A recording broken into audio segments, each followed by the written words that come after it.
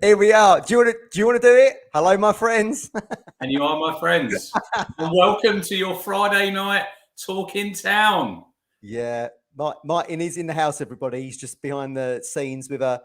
I wrongly diagnosed him as having tonsillitis again. He's corrected me as having a chest infection, Rich. So there we go. Well, we hope he's better for Sunday's show, hopefully. Yeah. Hopefully the voice will be a lot better.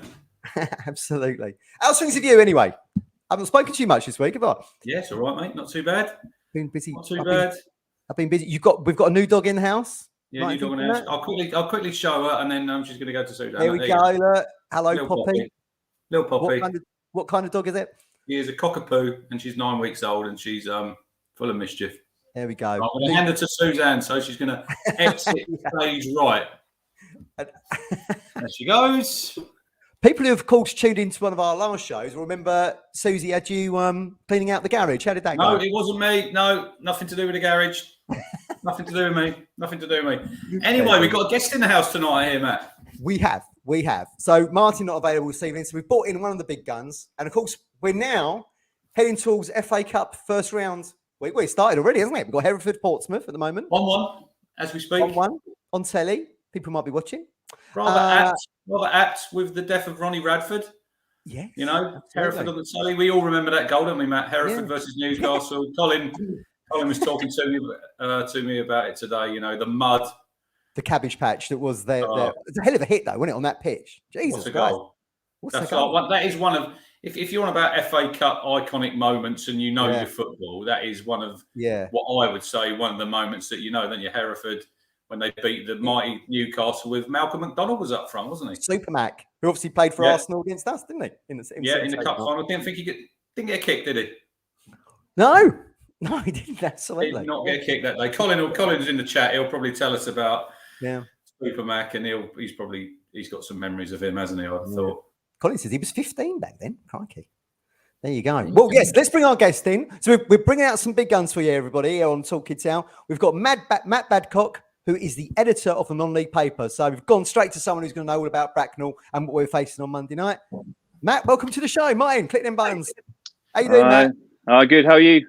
Yeah, we're good. We're good, thanks.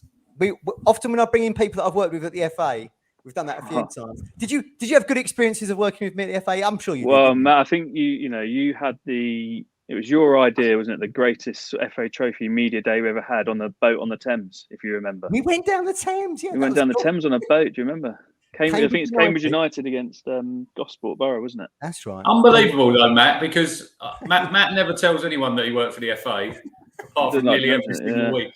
Very rarely mentioned. But I forgot about that one down the Thames. That was a good one, yeah, because we used to do it in the dressing rooms. That was nice. But then one year, you think... We couldn't do it there because it was the NFL was taking place or something. I think something was happening, wasn't there? Something was going on. Or rugby was something was going on. We couldn't do. That was when Richard Money, who used to play for Liverpool. Rick, do you remember him? He was he was a bit scary, wasn't he? I need to remember. He was I've sort of had it was an interesting post-match interview often Richard Money. But then I met him a few years ago actually, and for a kind of a sit-down chat, and he was very nice. I think it depends kind of what environment he was in. If he was sort of at war in the dugout, it was a little different. But yeah, it could be spiky at times. So, I mean, look, people will know about the Football League paper because we sometimes quote it on our Sunday show, don't we, Rich? But the non-league paper has been going for about, what, 21, 22 years? Yeah, I think it's sort of it's around sort of early sort of 2000, that kind of time. It was a few years ago now we had our 1000th edition. So we've been going strong for a while and seen all sorts of weird and wonderful things and reported on lots of FA Cup shocks and all that. So hopefully a couple more this weekend. Is that right? Let's hope not on Monday. Let's hope not on Monday. I'd imagine it's quite a tough job when you consider, because as you know, Rich, because you go and watch local football as well, the English football pyramid is deeper than probably anything that you've got in the world. So, I mean, how do you actually coordinate getting all those results, league tables, match reports into a weekly paper every Sunday? To be honest, I'm not actually really sure. It kind of just happens, and it somehow ends up in shops on a Sunday Sunday morning. We're covering hundreds and hundreds of clubs. All with match reports and then roundups and news and features and. We had, I think, through the COVID years, we had about 6 weeks of actual regular, full everyone playing that we cover. Yeah. But it wasn't too hard to fill the paper because there's just so much going on. There's so many clubs, there's so many brilliant stories out there. So yeah, it's hard getting it all in, but somehow we manage. Yeah. Yeah. And of course, I guess first round week is kind of Christmas Day for you guys, because you're on the edge of maybe the giant killings, the banana skins. Hopefully that won't be us, Rich, on Monday evening. But yeah, I mean, just is there a buzz in the office when that first round draw takes place? Yeah, definitely. I mean, we cover the FA Cup with match reports right from the extra preliminary rounds, which is right back at the beginning of August. Yeah. So we're sort of building slowly to this point, and yeah, there is a real buzz, especially this year, because there's so many good draws for the teams that we cover. It was a brilliant draw, sort of real standout compared to some of the other recent years where the big clubs, Ipswich, Derby's, Charlton's, all got a non-league team. So it was it's brilliant, and hopefully tomorrow we'll have a few shocks that will go very nice on our front cover for Sunday morning. We all saw the scenes, didn't we, Matt? When Bracknell, the draw, they're all at the pub. When Town were draw, I've been doing a bit of research here, Matt. So they had a good season, didn't they? 21-22 under Bobby Wilkinson, and they won the Isthmian League South. They won 96 points out of 108 they took. Oh my God. They won by 20 points. Wow. They conceded, and they only conceded 12 goals. Oh my God, that's McKenna levels of clean sheets. Well, up until recently, of course. Obviously, a club on the up, but now they've got a new management team, haven't they? Because Bobby Wilkinson's gone to Weymouth, and they've got you're right. Players in Carl Withers and Jamie McClug. Yeah, Jamie McClug and Carl Withers, who they both played for Bracknell actually, and Jamie I think a little bit more than Carl, but they've already had success in their. I think it's only sort of second or third season they've kind of been managers. I mean, Jamie was playing for Binfield recently as well. And they got to the FA Vars final last year. Great competition. When they got to the final and lost to Warrington Rylands. It was one of the first games back with fans in the stadiums actually at Wembley that day. And Jamie played for Binfield. But Bobby Wilkinson did an incredible job there last season, and they were just relentless to win the league by 20 points, as you say. And I think they lost twice all season and only conceded 12 goals, which was the best record in Europe, basically. Wow. And Bobby's left, and he's actually since got a new job at Weymouth, and Weymouth have got AFC Wimbledon in the FA Cup tomorrow. But Jamie and Carl, they've come across, and it's kind of sort of early days. They've not been there that long. There was quite a bit of change around in the off season anyway for the players, and a few moved on. Obviously as they would. Seb Bowerman, their sort of top scorer, who swept all the awards last year and actually won our Step 3 and 4 Player of the Year. He only very recently has moved up to the National League with Dorking Wanderers. So they're a club on the up. They've had a bit of change, but but this is going to be a great moment for him to be in the spotlight. Yeah. Is it like we talk about, Rich, don't we? We talk about the gulf you see in the Football League, and you would know that as well, Matt. But like League One going into the Championship, there's quite a big gulf, and we know what it's like Championship to Premier League. What's it like when teams are coming out of whatever it might be, the Ishmael, going into the Bracknell's League, which is the Southern League? I mean, is there still a big gulf there? So I think there's sort of the steps are sort of slightly more, the levels sort of steps up a little bit more as you're going up the pyramid. Obviously, there's real kind of in resource more than anything as you're going up the pyramid. Obviously they've stepped up. They've only lost twice this season, so they're doing all right. They're a few games behind everybody else because they've because of their cup run. Because of the cup run, and same with Merthyr Town in their league, and they've had a good run as well. So they're a few games behind, but you do often see teams who can, if they've got good momentum and they can kind of keep their players together, they can go from step 4 where they were into step 3 and have success and kind of even go straight through. But there's lots of good players down there who could potentially go on and play full-time professional football. Yeah. Have you been to their stadium, Matt? Because they've obviously got a new ground, haven't they? They share with Sandhurst. I think it's only about a year old. And the new stadium, is it Bottom Meadow? It's called Bottom Meadow. Yeah, I've not been there sort of since it's all been kind of redone. They put sort of quite a bit into it since they've gone there, and because obviously Sandhurst play at step 5, so they're a bit further down, so the requirements are higher up, more up the pyramid. But so I've not been there too recently, but it's an area I know fairly well because I sort of grew up around there. So they're just a little bit outside Bracknell. They were. I went to their old ground actually, funny enough, a couple of times and watched some games there. But they're out at Sandhurst now.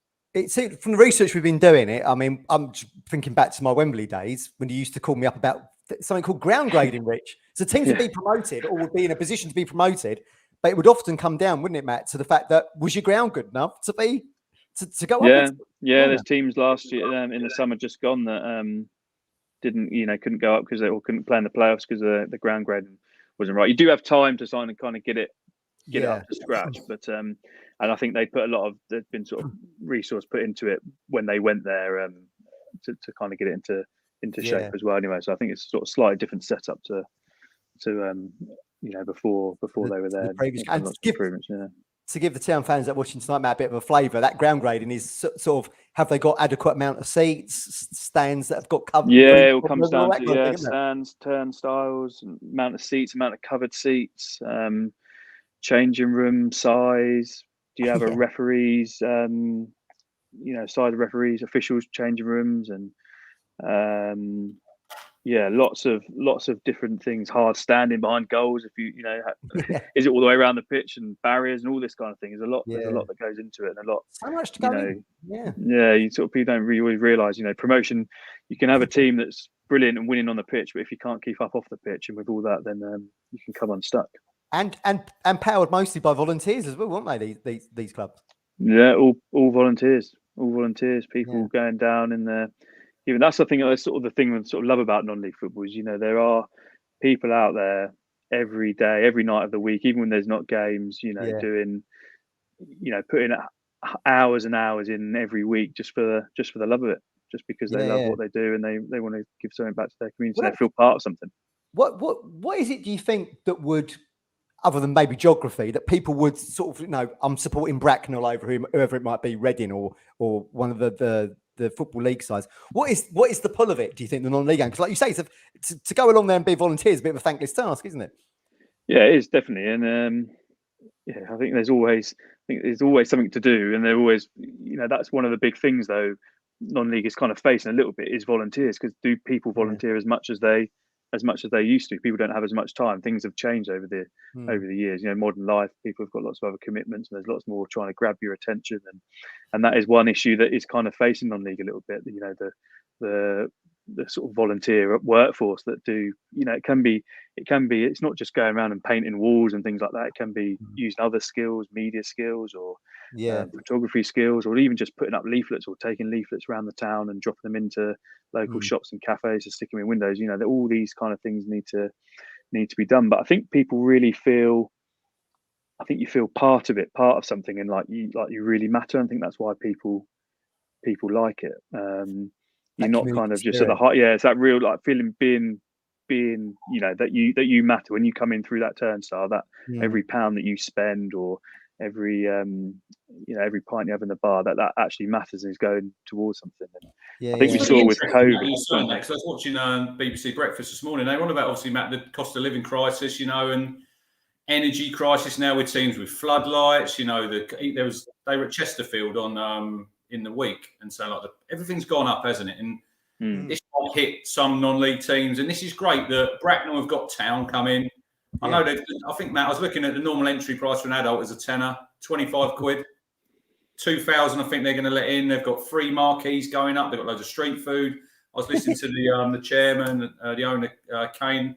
He just wants to make it sort of a festival feel, and there's going to be no segregation with the fans. I'm going Monday night, and I'm really looking forward to going down there and seeing what it's all about. And this is what the FA Cup's all about. When look, massive. I'm a massive FA Cup fan, and I know it's lost a little bit of gloss over sort of the last probably 10, 15 years. But I'm going there Monday, Matt, and I'm hoping I'll see quite a lot of silver FA Cups wrapped in tin foil.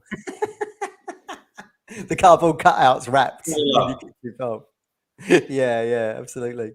But you say sort of, I agree with what you say about the FA Cup kind of losing. It's something, that sort of top level when we get round, and it will come around to January and sort of February time, and there'll be lots of discussions about it. But for me, if you look now, what this means to Bracknell and all these other clubs, you've got Needham Market, for example, going to Burton Albion tomorrow, and how much that means to them. They've sold out their allocation.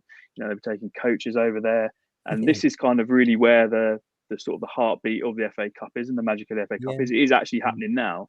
Later on, everyone will kind of talk about it not being there, but I think it sort of is at this stage, because these games are, they're huge for the players and club fans and the volunteers. It's reward for them and everything that that they put in for hours and every week. Well, often not much reward. How many rounds have they played, Matt, to get in? Is it 4 or 5 rounds they've had to qualify? They've played 4 rounds with a replay in it. With a replay, yeah. So they've played 5 games, yeah. And they've come in. I think they come in at the first round qualifying. So there are 2 rounds before that as well. So just to get to this stage is, is a mammoth task. Where they come in, there's a couple more rounds, and then the Step 2 teams, National League North and South teams, come in. And then in the 4th round qualifying, the National League teams come in. So it really is it's not easy to get to this stage as it is. It used to be something like 750 clubs, Matt, used to be. Yeah, that. I think, it's people don't realise now. It might even be more. Yeah. And Rich, it used to be like that was how the season actually kicked off. August. Starts right in August, doesn't it? The literally qualifying. Literally, the first game's August. I think it's August the 5th or 6th or whatever it was this year. And there were hundreds and hundreds of games. It's mad, isn't it? Some teams like Step 5, 6 teams, starting out. I think their first tie was against Harrow Barrow, Matt. Have I got that right? Yeah, I think they played Harrow Barrow, and then they played Chesham. And that's when they had a replay of Chesham, and then they beat Banbury in the last to get through. In Banbury, National League North, they got promoted themselves from Step 3 last year from Southern Premier Central, which is the opposite one to what Bracknell are in, but they ran away with that league. So I've got some players to pick out. I don't know if you know anything about Matt. So Jordan Esprit is their leading scorer, 14 goals. Yeah, I must admit I've not seen them this year, but Jordan, they've sort of had, like I said, they had a bit of changeover, and Jordan's he's been banging them in. And at the back they've got Dan Bayliss, who's a sort of captain centre half who was in the voted in the team of the year last year, along with a couple of other lads. I think they left back Ethan Burden as well. They've got some dangerous players that will be trying to make their mark. That's for sure. Well, that's the thing, isn't it? That's why it's been chosen for the BBC. I mean, it's that the potential banana skin, isn't it? Yeah, I mean, it would be some upset. We've been there before, haven't we, Rich? We lost to Lincoln when they went on league. Remember? Yeah, but this would be on another level, wouldn't it, guys? This would be another level. Yeah, I mean, it's got knocked out to Bracknell. This is why I think we'll probably talk about it a bit later, Matt. When we're looking at our 11s, I'll be going quite strong down there because I think you have to respect them, and you don't want to end up with egg on your face. So if it was me, I'll be picking a near full strength team for Town. Yeah, you don't know quite what the momentum might be if you were to lose there. Do you know what I mean? How that might, because as you would know, Matt, we're doing all right in the league, but you just don't know. You don't know how these things, little things like that, a result like that might affect, the next 2, 3, 4 games. You just don't, That Harrow Barrow game is a funny one, Rich, because Lizzie's cousin, my wife, Matt, her cousin was in goal. He's on loan from West Ham, Jacob Lightbridge.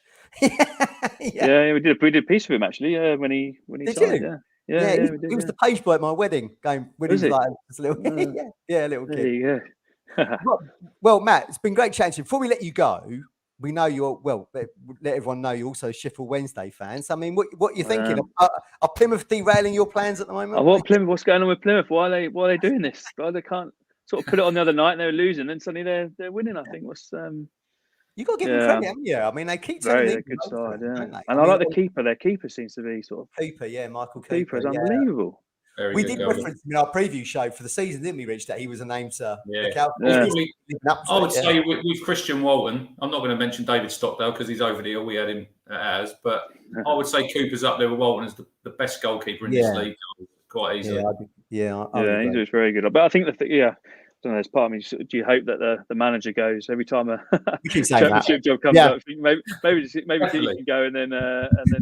But I'm thinking. It looks like Plymouth and you guys are the ones to. It's a long season. I see there was a table on Twitter on Monday night at exactly the same stage last season, and Plymouth were top then. They were probably about 4 more points they've got now than they were this stage last season. So look, we're only 17 games in, guys. There's a very, very. It's a great return, though. Isn't it? Was it 41 points from 17? That's an unbelievable return, isn't it? Massive. Yeah. One question for you, Matt, before you depart and get on with your evening. Barry Bannon, why is he still playing for you in League One? Did you not get any bids from the Championship for him? Why wouldn't he still be playing for us in League One? I don't understand why. Why would you leave? Why would you leave? Why would you leave a club like that? Why would you leave? I'm sure he's had his opportunities, but seems to he's been there quite a few years now. Actually, yes. You know, he's What did you sign him from Villa? Taken to it. Was it Villa you signed him from? Yeah, I think he sort of came. Was it Palace? Yeah, I think he sort of came in that sort of Carlos Carvalho year where it kind of all. I've seen him play for Villa when do you remember when we played Villa in the Cup when Mick was manager at Villa Park? Barry Bannon was playing in that game for them. Yeah, I remember that game. I remember that. All right. When he's on it, he's great player. We were talking about him in our midfield, weren't we, Rich? Yeah, look, he's probably. I'd say he's up there. Look, I know Sam Morsey's one of our own, but Barry Bannon's probably I'd say he's on his day, Matt. He's the best when he's on it. In this division. Because there's a lot of good players in that league. You know, there are some really. I think it is a good division. It is, especially that top. It's just gonna be so exciting the rest of the season. Well, hopefully we'll be in the top two. We'll be in the top two, and hopefully you'll join us. Yeah.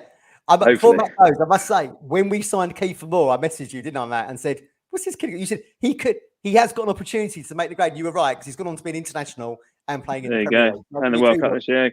Kiefer Moore is an amazing success story. You know, he's playing for. He was out on loan at Torquay when you signed him, I think, wasn't he? And I've been away with him with England C in Estonia, and I think he was on the bench in that game. And incredible. Incredible rise. Were you ever away with James Norwood when he was England C? Yeah, lots of time. Been lots of places with Norwood. Yeah, you might have Bermuda, Jordan. Yeah, they get around the England C team. Rich, Latvia. Yeah. Very good character. Very good character, Norwood. Yeah. Good character. Yeah. All right, Matt. Well, we'll let you get on with you. Brilliant. Thanks for your time. Appreciate it. Thanks a lot. Top man, Matt. Known him years. Really? Good lads. Yeah, not league paper, everybody. Out every Sunday. You can, I think, if you've got the Readly app, which is like a magazine app, you can get it on there, or you can just buy it wherever it is in your local newsagent. And they also do the Football League paper as well. So, yeah. So, Rich, you looking forward to Monday then? Getting down there? You've paid your 25 quid.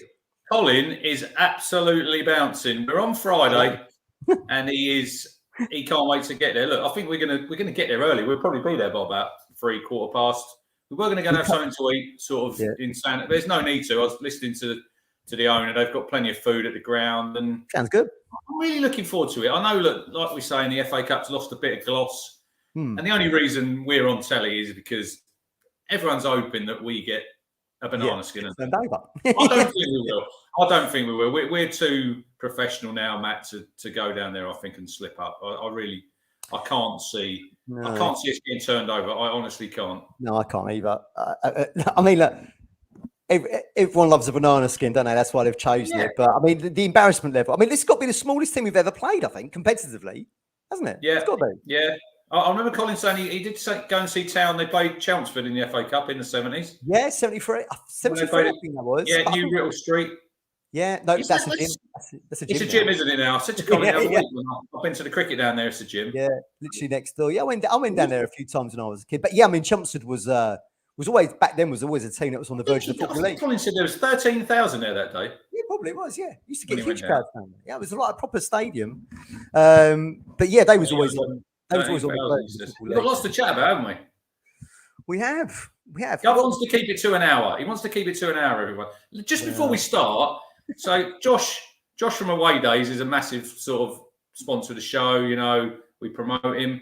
I want to say congratulations to Josh and his wife Carla. They've had a little boy, Brooks Patterson Bartlett. Unfortunately, Josh did want to call the little boy Boncho, but didn't quite get it over the line. But congratulations to Josh and Carla. So Boncho Bartlett would have been a great name, wouldn't it? Brilliant name. That was a great name. Brilliant. Lovely little trade. Yeah, congratulations to them. Starting off, Gov says, he did say in the WhatsApp, we've got to touch on this, and I don't know what everyone thinks in the chat. People will agree with it, people won't. So Town go to Charlton Saturday. We're sitting pretty at the top of the league, at probably about 5 to 5. Just before 5 o'clock, we're back down to second after throwing away another 2-goal lead. Yeah. And then we've had 2 days off, Matt. What do you think about that? Well, I mean, sometimes you just got I don't know, clear the decks, start again. Do you know what I mean? Oh, David Bergen, thanks for the €10, David. €10. Top man. Martin would appreciate that. On behalf of Martin, thanks very much. But yeah, I mean, look, Charlton are still milking it, aren't we? It's not. Oh, embarrassing. It's only antics. Their admin, I'm thinking, did they actually beat us? They won the league. I would have kept milking it most probably if they'd actually got all 3 points. But look, I like Charlton, and I know you do, Rich, as well. I mean, fair play. No hard feelings against Charlton or any of their fans, and it's our own fault that we threw it away. But 2 days off, I think it's probably a good thing, Matt, because October's been pretty hectic, hasn't it? Yeah, absolutely. I mean, look, people always say rest is just as important as the exercise, isn't it? I mean, you don't want to get on that treadmill where you're just going over and over and over and and repetition, and then I don't know, a rest would do good. A change is as good as a holiday, they say, don't it? 2 days off and we go again. Spend a bit of time with the family, just get away from it all. Just sort of like Emerson says there in the chat, reset and go again. That's what they've got to do. Yeah, absolutely. I still feel like we probably listen. I'm not saying that we won't ever lose a 2-goal lead again because we've done it a few times this season. But I certainly think probably conceding twice in the 96th and 99th minute, I think we'd be hard pushed to do that again. But I think you won't see an end like that. Probably if you follow Town for another 20 or 30 years. Exactly. I just think that end to the game where you've got 4 goals in injury time and you've got 2 goals up, and then I think it's just one of them head scratching moments as a player, as a manager, the coaching staff, Matt, and as a supporter. Like, you were watching from home, I was watching there, and you were just standing there in disbelief, thinking, "What have I just actually seen happen here?" I watched. I don't think it'll happen again this season. I'd be shocked if we throw away another 2-goal lead. I think that's just a time you've just got to clear that out of your heads and say, it's not happening again. And as a collective, they've got to say, right, this is draw a line in the sand and get on with it. Yeah, Kev Sherwood says it just right on the comments there. Let all the emotion disappear. Yeah, absolutely. But I mean, look, this thing's happening in football. Look, we said last Sunday, didn't we? You remember Munich losing to United in the Nou Camp 2-1 Champions League. And remember England, we won up against France in the Euros and we lose 2-1. Zidane pen. Well, go back to 99 Champions League final at the Nou Camp. And Bayern Munich are winning 1-0 into injury time. And they've got the engraver's probably there, isn't he? He's putting the B on the trophy. They've got the ribbons on. They score 1 goal and they score another. Things like this do happen in football, Mike Fisherman says it's namby-pamby coaching. Oh, Mike, come off it. That's Mike. He's winding this up. He's taking the piss there because he knows it's just Soldier had me in the next day. 1 to watch the game, 2 to practice defending. There you go. Oh, well. What should we move on to then? We've spoken to Matt. You enjoyed talking to Matt? It was good, wasn't it? About Bracknell, giving you a little flavour? Yeah, listen, this is what the FA Cup's all about. David versus Goliath, Matt. I think we can put this down. Well, Martin always likes to do some quotes from the manager, doesn't he? So I've got some here. Interestingly, McKenna said this week, Rich, we don't have big numbers and we've been working with 15 or 16 outfield players at the moment in training, with all of those players starting league games over the course of the last month or so. So we keep talking about the squad depth and all that kind of thing, but we've started, little things, starting with Lee Evans and Burgess's injury with the mask he's had to wear. We're now starting to see, as the season progresses, a few little injuries and niggles here and there, aren't we? Yeah, look, we are still quite fortunate with the players that we've had out, that we are still quite strong, aren't we? Yeah. It's interesting Monday, or the FA Cup, so you can name 9 on the bench instead of the 7. Will Bracknell have a bench big enough for 9? I don't know. Maybe they'll be sitting in the crowd. They've only got 250 seats there, so maybe they can... Do you remember... Do you remember the footage of Ipswich Cologne in the 81C final, and both Bobby Ferguson and Robson sitting on the little plastic chairs, office chairs on the running track? Office chairs. Random. Where were the subs? I'd love to know. But yeah, absolutely. Yeah, look, we're still in a fortunate position where we've had, like Aluko was out, Kamara's only just come back to fitness, Evans, Greg Lee. I spoke to him after the game last Saturday briefly. He's probably about 3 weeks away from sort of getting back. I see Hadmi, Kieran said's back on the grass. So slowly look, we've only got 2 league games in November, so this probably might benefit us. We've only got Cheltenham, Saturday, and Exeter. It's come across at a good time, isn't it? Yeah, Papa John's in there at the end of the month. We'll obviously get a home tie in that. So hopefully when you come into December, you're going to get some of this walking wounded. They're going to be fit. And hopefully we're not going to pick up many more injuries between now and sort of Christmas time. And then we're going to go there, Matt, with a fully fit squad, hopefully. And then you're going to have some selection headaches, who to sort of leave out, who's going to play. But I still think we're still pretty blessed when you think the players we've had out. Because if this was other teams in this league and you've got 4 or 5 players out, it's really going to hurt them, isn't it? Whereas us... Yes. And it's given opportunities to other ones. You know, Cam Humphries has come in. He's taking his chance. You know, I think he'll probably start, I would have thought, on Monday. Yeah, you'd think so, wouldn't you? Yeah, I'd have thought he'd be in that midfield. So, look, he swings and roundabouts, but you hope sort of as the season progresses, you're going to pick up bumps and bruises along the way. You just don't want those sort of... We've had some quite sort of bad injuries. Like, if you look at Burgess, did you see his interview today on the... I haven't seen it yet. No. What did he say? His face, you can still see sort of where he's sort of... Yeah. He's had the whack in the face. That was a really nasty one. He said he's quite used to wearing, obviously he's got the mask on now. I think he's probably another one, Matt. I reckon he'll play on Monday. He needs a game. He needs game time. He'll come into that defence, you know, because I think if you're Bracknell, you're thinking, tight pitch, out of town, concede goals, balls into the box. I think any opportunity they get on Monday, especially probably first 20, 25 minutes, they're going to come firing out the balls. They're going to sort of pepper us. And I think you're going to need someone like Burgess to stick his head on it.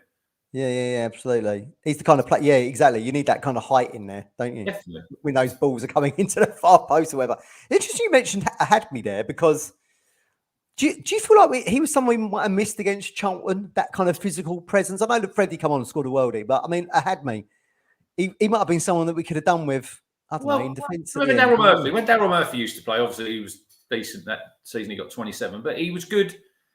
Because if you look at Town, look at some of the goals we've conceded, and look, Freddie's firing now and he's got some goals. But I think the goal at Sheffield Wednesday and the equaliser at Port Vale, that is your typical striker, Matt, in the box, marking someone. What do? They fall asleep. Fall asleep, don't watch their runner, and the ball ends in the net. Now, if you're going back to defend, this is where we can all say about the centre-halves and whatever and balls in the box that we haven't defended. It's everybody's job, isn't it? If you're marking someone in the corner, you have to be switched on. So Hadmi, he's a big, tall lad. He could have been useful back there heading it, but it's always, Town. If you look at Town when there's a set piece, literally everyone is back. We never leave anyone up the field. And I think sometimes you're sort of asking for a little bit of trouble when you've got one of your central strikers, he's marking someone and then he goes to sleep. I'll be having a little word in Freddie's ear saying, listen, if you're back there again, that's not happening again. You've done it twice. Wake up. Do you remember the Roy Keane stat when he said they asked him why he never had someone in the centre circle for a break? He said, we watched 900 Chelsea corners or something. They scored once, which is the reason why he always put everyone back in the defence on a breakaway. But hopefully on Monday we'll defend a little bit better, and in the end, I think we played Needham Market, didn't we, pre-season, and they're the same sort of level. We beat them 7-0. So you get a lot of these teams in the FA Cup, first 20, 25 minutes, half hour, they're going to be well up for it, Matt. But as the game goes on longer into the second half, experience the fitness is massive, People we got coming off the bench as well. It's going to be on a different level to these sort of guys. But do you remember Spurs going to Marine, which is near Merseyside? Yeah, and that started off. Well, eventually Spurs won 4-0 or something. That started off quite close, but as soon as Spurs scored, it was kind of in the story, wasn't it? And that's kind of what we've got to do, I think, on Monday night. It's going to be hard. It's going to be hard for the first 20 minutes, but our quality compared to look. I want to know what these guys do as jobs, because I loved it back in the day when you played these FA Cup games and you got all these. The goalkeeper does this, the centre half does this, the striker does that. So, will some of these lads be working on Monday? You'd imagine they've probably got the day off, haven't you? But absolutely, they live normal lives like the rest of us. When they go into a hotel in the afternoon, They're going to a hotel. Obviously, they'll have a walk, pre-match meal, because it's a lot. It's a bit different for them, isn't it? But I was listening to on the Kings of Anglia. They had their managers on, and they've tried to keep it sort of. When was this drawn out? Probably about a month ago, isn't it? Yeah, 3 weeks ago. They've done really well because they've only lost when they came in this new management duo. They lost their first game when they come in. They've won every game since. They've managed to somehow keep the focus because you know what it's like sometimes. It's human nature, isn't it? If you're thinking, well, we got Ipswich in a couple of weeks' time. It's a 50-50 ball there. I don't want to get injured because I want to play in that game. But look, fair play to them. Look, I've got the stats down here, Matt. They've played 20, won 12, drawn 6, lost 2. They've scored 56 goals.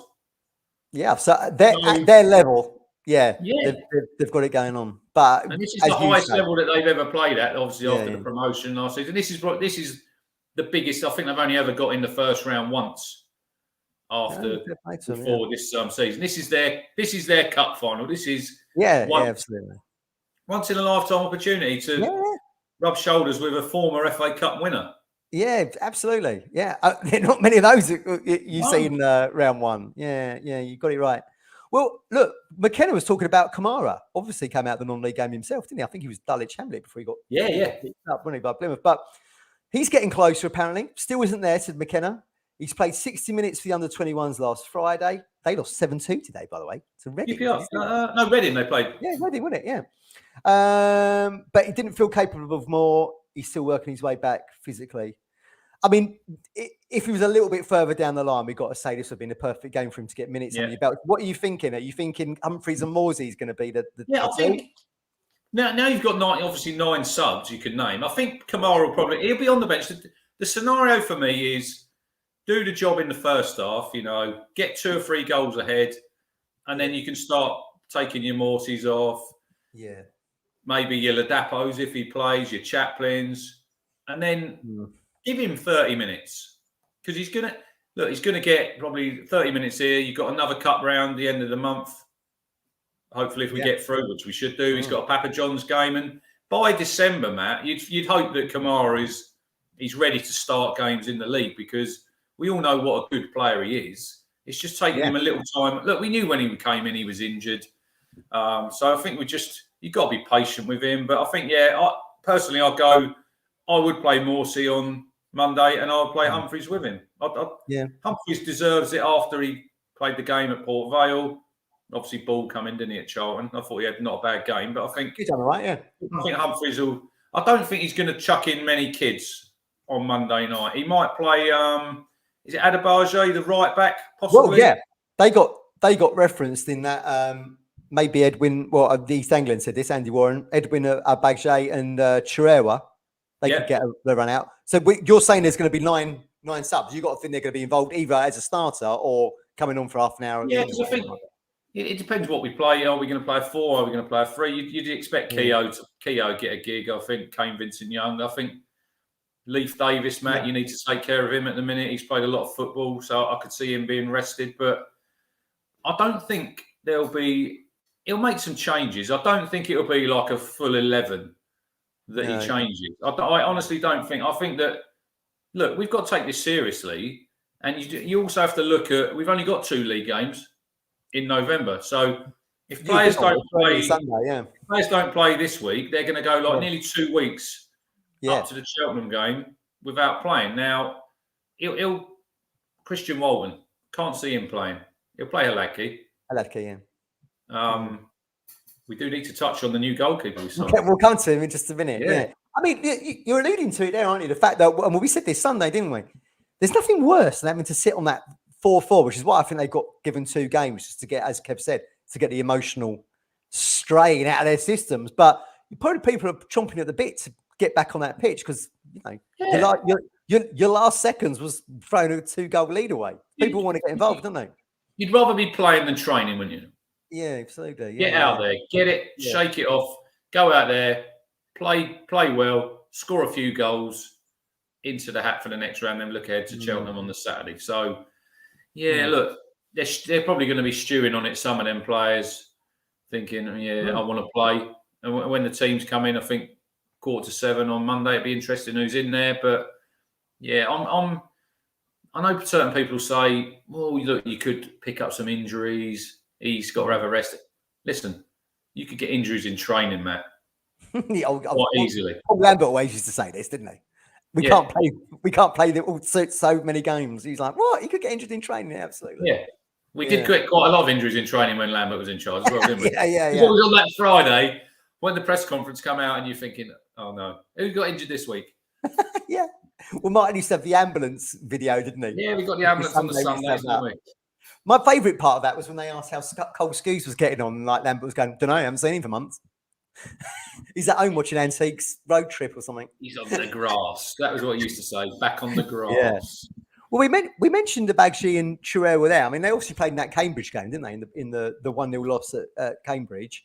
What did you think? Bagshey kind of reminded me of kind of a Spramble style character. Yeah, I liked how he played, and I liked his interview afterwards. It was a little 2-minute interview, and he spoke. Look, I know they're media trained. We go back to Cameron Humphreys and what you've said about him. Yeah, brilliant. Speaks so well for what? He was 19 at the weekend, you know, and it's breath of fresh air when I hear him speak. You know, some of these players, you'd stick a microphone in front of and you think, blimey, not a lot coming back. You get your standard answers. Whereas Cameron, when he speaks, I think you've alluded to it. You think he might be a future town captain, don't you? As soon as he started speaking, I was like, he just gave me Matt Holland vibes. Do you know what I mean? I mean, he's intelligent. He's got the right attitude. He's looking to learn. He comes across as someone who doesn't think he knows it all, which you sometimes get with young players. You know, there's somebody broken in and they're in the comfort zone. Yeah, he just comes across as a hungry. There's no overhype here then. But it's good, isn't it, to see these kids coming through and they've got a little bit about them. They've got a little bit about them when they're. Well, Gov's put a comment in here. You could get injured in training, of course, but it is unnecessary risk. First round of the cup, you probably won't get past the 4th round at best. Discuss. It's the beauty of the draw. There's always one team who sort of surprises you. I think sometimes in the cup. Why can't it be Town? I know. Did you see the record that we've got? We've won 2 FA Cup games in the last 22. It's shocking, isn't it? It's dreadful. For a past winner as well. Yeah, it really is. It really is. But look, it's a game of football. We want to win it. Next round, get a decent job.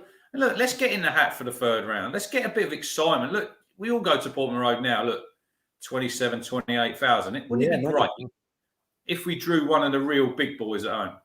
Look, it's a buzz, you know, all them young fans.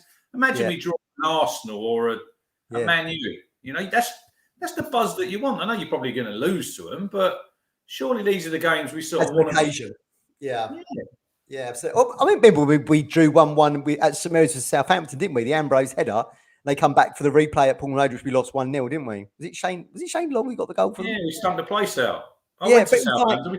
We took 5,000 down there. Yeah, exactly. It was great. And then you got back home, and that was on the BBC, wasn't it? It was, and a sellout. And the stadium was absolutely jammed, and you couldn't get out of the ground. The traffic jams were there. It was like the Premier League back all over again, wasn't it? Like Martin says there, look, would the Papa John's game be a stronger test for your stronger 11? Well, we don't know. We're going to play. Well, yeah. Well, we will get a home side. I did see I think there's Peterborough, Charlton, Sutton United are in it. I think we're only 4 games from Wembley, Matt. And we have commented before.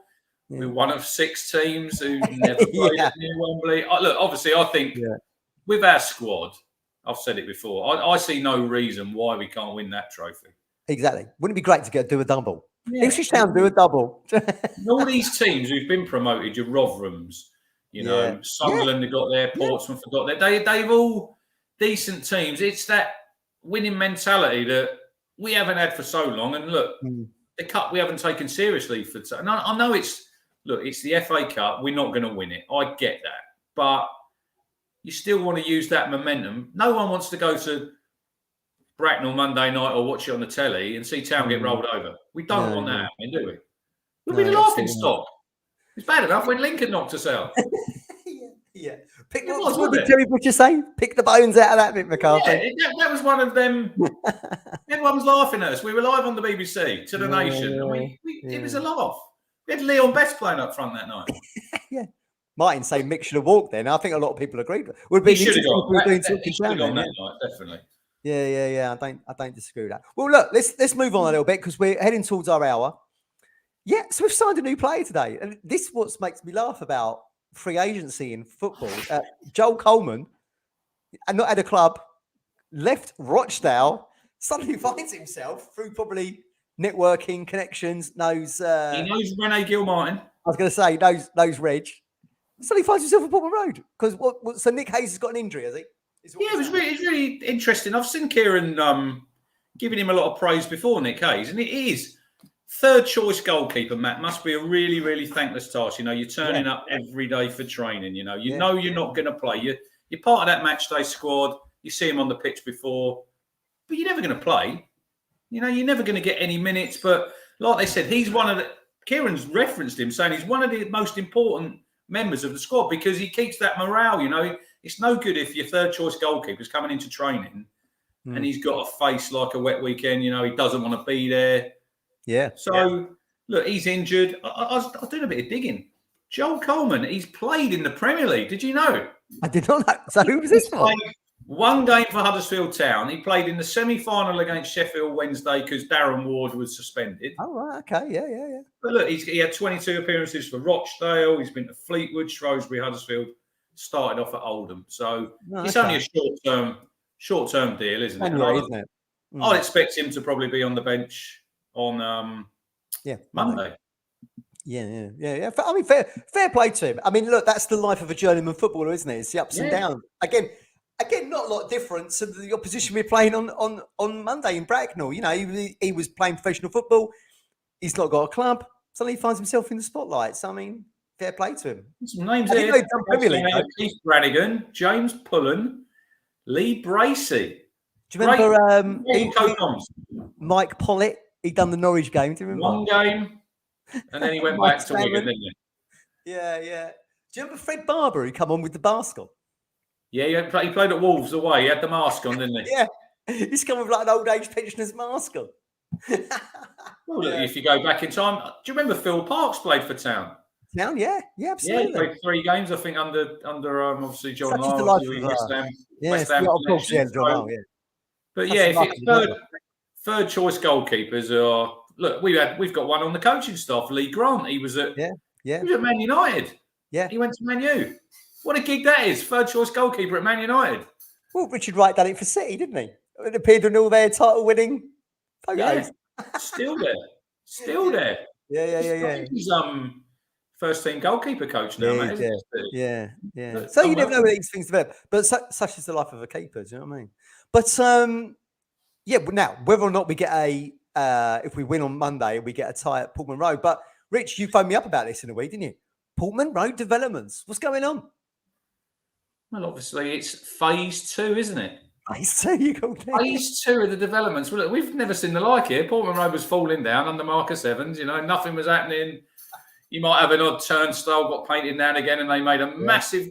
Was that when Simon Clegg was there? Yeah, turnstile blue, shut out the fans. Yeah, brilliant. Came out, they painted the turnstiles. Yeah, well done. Yeah. But now, look, we've embraced the new era under obviously Game Changer, obviously Mark Ashton. Yeah, we've got the electronic advertising audience. We've had the screening, obviously in that corner now, which they've got access now to get when there's concerts, which I'd have thought that'll be after sort of when the pitch is obviously down. I'd have thought the next summer we'll get some gigs down there. That'd be interesting who we get down there. Will Ed play at Portman Road? I mean, it seems like it could happen, doesn't it? He will play sooner or later. But yeah, obviously they're going to do the pitch. They've got the new Deso pitch going in. Yeah, brilliant. Undersoil heating's going in. They're doing the perimeter around the pitch. And they're also going to do some new turnstiles in the Alf Ramsey stand. I think they're getting rid of the ones, as you walk down past the away turnstiles. Yeah. Then one's on that same road, isn't there? I think they'll be going and they're going to build some around the back of the stand. Obviously on that, they've got that bit of land where they've purchased, haven't they? Staples building, isn't it? Yeah. So, listen, we're all moving forward, aren't we? The club's moving forward in the right direction. And what is phase 3 going to be? Will it be the Cobbold stand, Gov? Well, we did discuss that. I don't know what you do to the Cobbold stand. Do you go up? Because you can't go back, can you? Do you move over?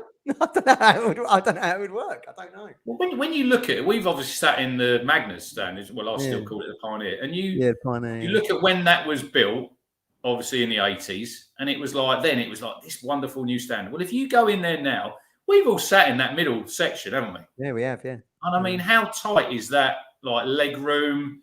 Yeah. The facilities in there are a little bit dated. You get some of the toilets are really...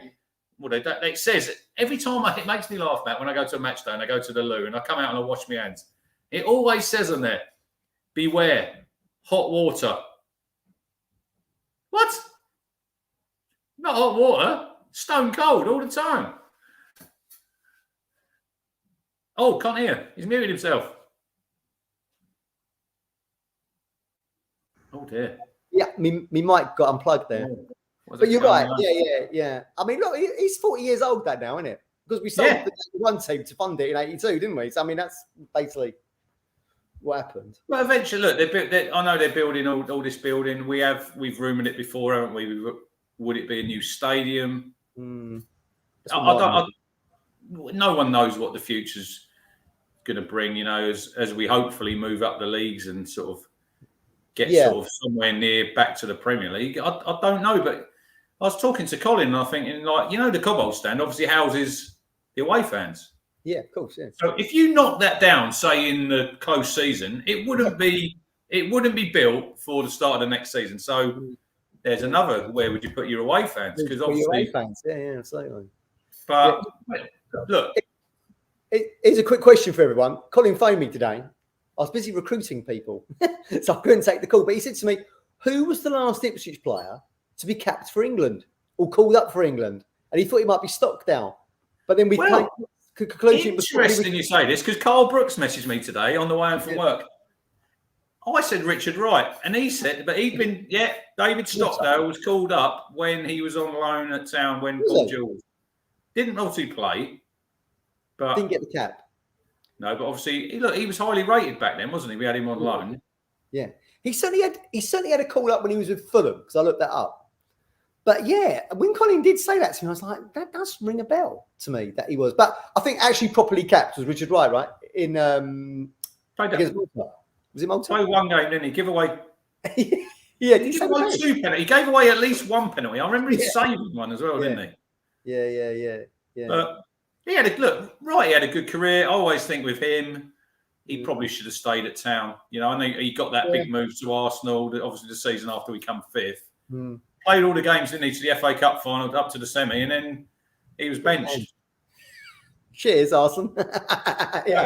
We should, before we end the show, because we haven't finished yet, but we want to give people time to vote. So we've got 2. Have you got an entry for the jukebox? I have, actually. I was playing it for earlier. There you go. Is it FA Cup themed? No, it's not. Mine is I was watching, what was it last week? I was watching The One Show and Jules Holland was playing. Do you remember Film with Barry Norman? I was thinking that's such a great... Yeah. I wish I knew how it would feel to be free, is what it's called, by the Billy Taylor Trio. So I bunged that in. That's Matt's entry. So I've gone a little bit FA Cup themed because I thought, we're going to Bracknell, giant killing. Yeah. So the script. I've gone for the script. Go on. Yeah, Irish, obviously Irish band, with a song called Underdog. Oh, right, very good. Now, hopefully, the Underdogs will get absolutely smashed on Monday night. I just thought it'd be quite apt because obviously it's the FA Cup round. Yeah. So I'm going for the script Underdog. Hopefully, Martin will put that in the chat and we can have a vote. And then at the end of the show, I feel like you're probably going to win that. But maybe. Billy Taylor Trio. Great. The poll is live, so get voting and we will we'll give the results out shortly.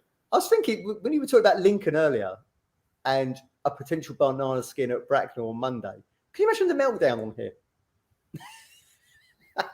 Well, social media. Social media. Gav did say earlier about Town. What happens if they threw away a 2-goal lead at Bracknell? It was bad enough after Charlton. Saturday. I don't listen. Honestly, I don't think it will come to that. I honestly, I can see probably Matt a 4 or 5 goal town Yeah, win. I hope so. I mean, look, but then again, I don't want Bracknell to get embarrassed either. Do you know what I mean? Because they're putting the effort in. It's a huge thing. You know, there'll be kids going to that game that will want to go again. I don't want to embarrass them or anything. But you know, I'm going to buy. You know, I'm going to buy on Monday night. I'm going to go in the shop and I'm going to buy a Bracknell bobble hat. They've got Bracknell bobble hats for sale. But I did tell Colin, and if anyone's going to the game, I don't want to see anybody who's a town supporter wearing, you know what I'm going to say, a half and half scarf. No, that is a no-no. I'm sorry.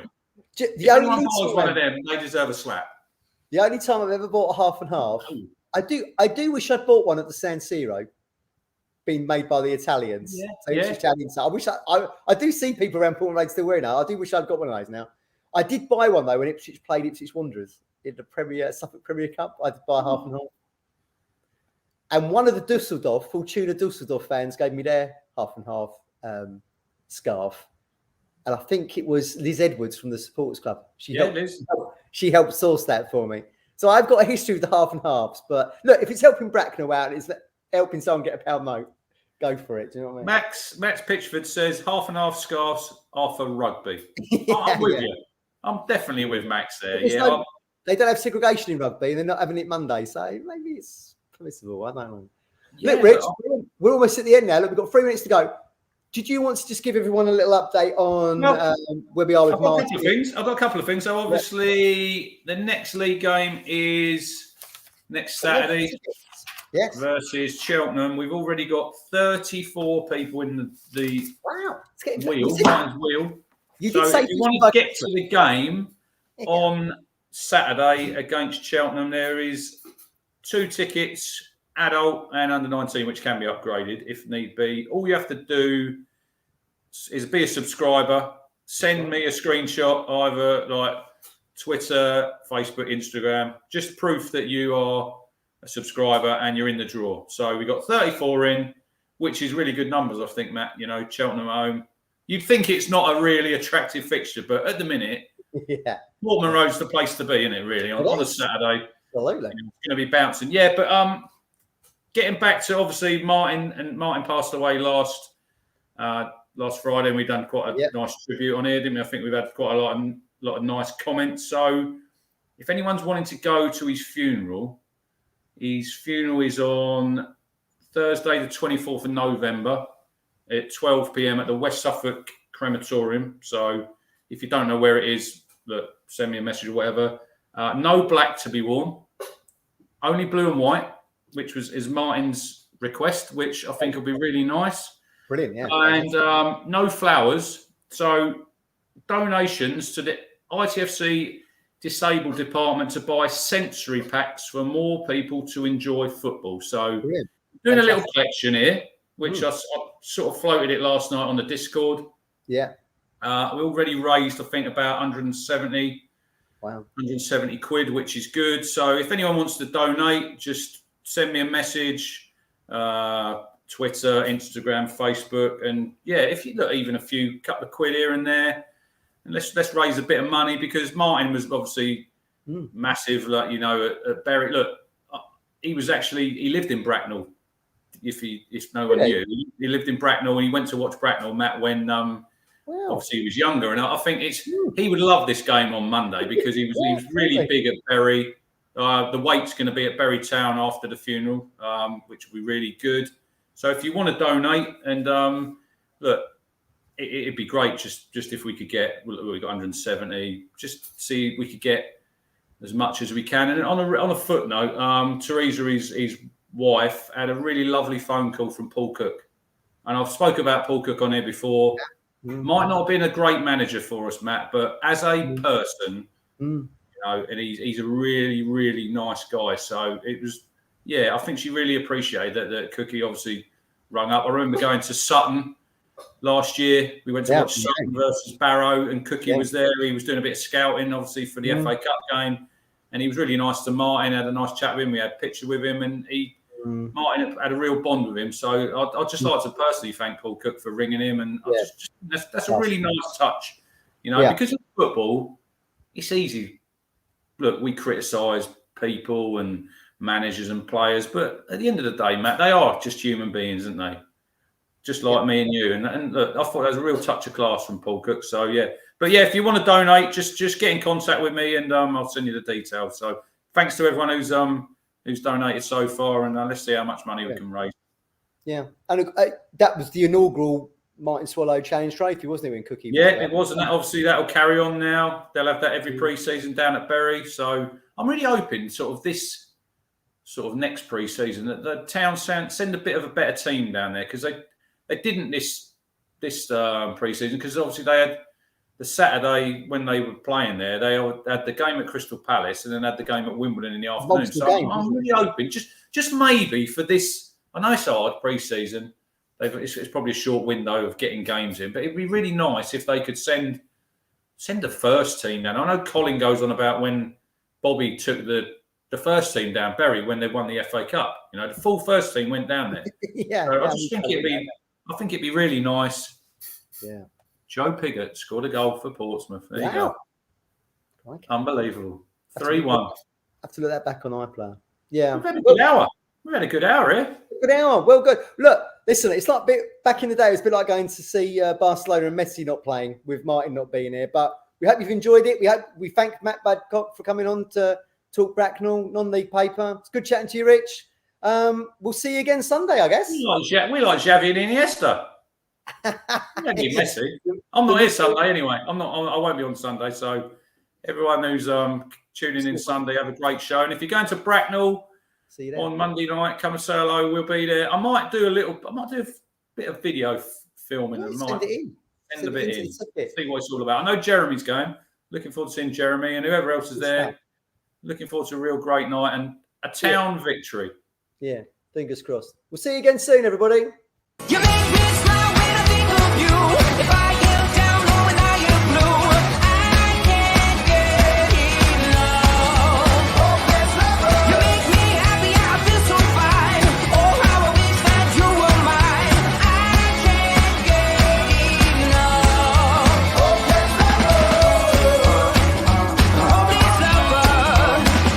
I woke up all soaked in sweat, weird chills running down my neck. I thought went crazy from just the thought of you. A long blonde hair and you